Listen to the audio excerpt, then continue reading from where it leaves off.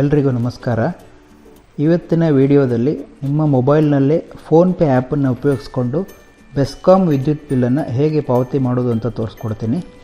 ಇಲ್ಲಿಯವರೆಗೆ ನಮ್ಮ ಚಾನಲನ್ನು ಸಬ್ಸ್ಕ್ರೈಬ್ ಮಾಡ್ಕೊಂಡಿಲ್ಲ ಅಂದರೆ ಬೆಲ್ ಬಟನ್ ಒತ್ತುವ ಮೂಲಕ ನಮ್ಮ ಚಾನಲನ್ನು ಸಬ್ಸ್ಕ್ರೈಬ್ ಮಾಡ್ಕೊಳ್ಳಿ. ನೋಡಿ, ಮೊದಲನೇದಾಗಿ ಫೋನ್ಪೇ ಆ್ಯಪಿಗೆ ಹೋಗಿ. ಇದರಲ್ಲಿ ಎಲೆಕ್ಟ್ರಿಸಿಟಿ ಅಂತ ಇರುತ್ತೆ, ಎಲೆಕ್ಟ್ರಿಸಿಟಿ ಸಿಲೆಕ್ಟ್ ಮಾಡಿ. ನೋಡಿ, ಇದರಲ್ಲಿ ಬಿಲ್ಲರ್ಸ್ ಇನ್ ಕರ್ನಾಟಕ, ಅದರಲ್ಲಿ ಫಸ್ಟ್ ಆಪ್ಷನ್ ಬೆಸ್ಕಾಮ್ ಬೆಂಗಳೂರು ಅಂತ ಇದೆ, ಅದನ್ನು ಸಿಲೆಕ್ಟ್ ಮಾಡಿ. ಇವಾಗ ಇಲ್ಲಿ ಕಸ್ಟಮರ್ ಐ ಡಿ ಅಥವಾ ಅಕೌಂಟ್ ಐ ಡಿ ಕೇಳುತ್ತೆ. ಇಲ್ಲೊಂದು ಸ್ಯಾಂಪಲ್ ಬಿಲ್ ಕೊಟ್ಟಿದ್ದಾರೆ ನೋಡಿ, ವ್ಯೂ ಸ್ಯಾಂಪಲ್ ಬಿಲ್ ಅಂತ ಕೊಡ್ತೀನಿ. ನೋಡಿ, ಇಲ್ಲಿ ಖಾತೆ ಸಂಖ್ಯೆ ಅಥವಾ ಅಕೌಂಟ್ ಐ ಡಿ ಅಂತ ಇದೆ, ಅದು 10 ಅಂಕೆಯ ಸಂಖ್ಯೆ, ಅದನ್ನು ನೀವು ಅಲ್ಲಿ ಟೈಪ್ ಮಾಡಬೇಕು. ನೋಡಿ, ಇವಾಗ ಕಸ್ಟಮರ್ ಐ ಡಿಯನ್ನು ಟೈಪ್ ಮಾಡ್ತೀನಿ.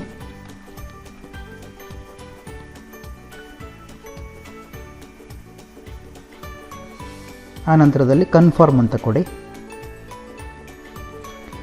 ಇಲ್ಲಿ ನೋಡಿ, ಕಸ್ಟಮರ್ ಐ ಡಿ ಕೊಟ್ಟು ಕನ್ಫರ್ಮ್ ಅಂತ ಕೊಟ್ಟ ತಕ್ಷಣ ನಿಮಗೆ ಕಸ್ಟಮರ್ ನೇಮ್ ಬರುತ್ತೆ, ಬಿಲ್ ನಂಬರ್ ಬರುತ್ತೆ, ಬಿಲ್ ಡೇಟ್ ಬರುತ್ತೆ, ಹಾಗೆಯೇ ಬಿಲ್ ಅಮೌಂಟು ಮತ್ತು ಡ್ಯೂ ಡೇಟ್ ಬರುತ್ತೆ. ಇಲ್ಲಿ ನಿಮಗೆ ಪೇಮೆಂಟಿಗೆ 3 ಆಪ್ಷನ್ ಇರುತ್ತೆ. ಒಂದು ಭೀಮ್ UPI, ಇನ್ನೊಂದು ಡೆಬಿಟ್ ಕಾರ್ಡ್, ಇನ್ನೊಂದು ಕ್ರೆಡಿಟ್ ಕಾರ್ಡ್. ನೀವು ಒಂದು ವೇಳೆ ಡೆಬಿಟ್ ಕಾರ್ಡ್ ಅಥವಾ ಕ್ರೆಡಿಟ್ ಕಾರ್ಡ್ ಆಪ್ಷನನ್ನು ತಗೊಂಡ್ರೆ ನೀವು ಕಾರ್ಡ್ ನಂಬರು ಮತ್ತು ಎಕ್ಸ್ಪೈರಿ ಡೇಟು ಹಾಗೆ CVV ನಂಬರನ್ನು ಟೈಪ್ ಮಾಡಬೇಕಾಗತ್ತೆ. ನಾನು ಆಲ್ರೆಡಿ ಕ್ರೆಡಿಟ್ ಕಾರ್ಡನ್ನು ಸೇವ್ ಮಾಡಿ ಇಟ್ಕೊಂಡಿದ್ದೀನಿ. ನಿಮ್ಮ ಕಾರ್ಡನ್ನು ಡೆಬಿಟ್ ಅಥವಾ ಕ್ರೆಡಿಟ್ ಕಾರ್ಡನ್ನು ಇದರಲ್ಲೇ ಸೇವ್ ಮಾಡಿ ಇಟ್ಕೋಬೋದು.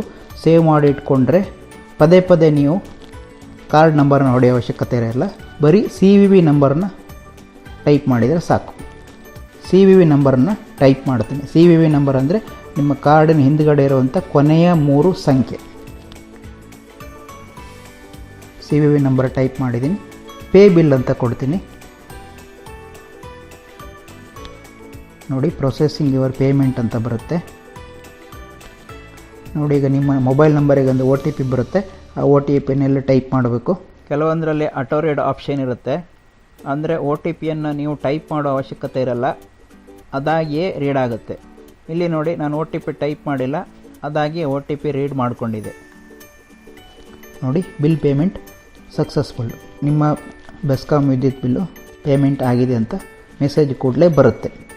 ನೋಡಿದ್ರಲ್ಲ, ಎಷ್ಟು ಈಸಿಯಾಗಿ 1 ನಿಮಿಷದಲ್ಲಿ ನಿಮ್ಮ ಮೊಬೈಲ್ನಲ್ಲೇ ಫೋನ್ಪೇ ಆ್ಯಪನ್ನು ಉಪಯೋಗಿಸ್ಕೊಂಡು ಬೆಸ್ಕಾಮ್ ಬಿಲ್ಲನ್ನು ಹೇಗೆ ಪಾವತಿ ಮಾಡೋದು ಅಂತ.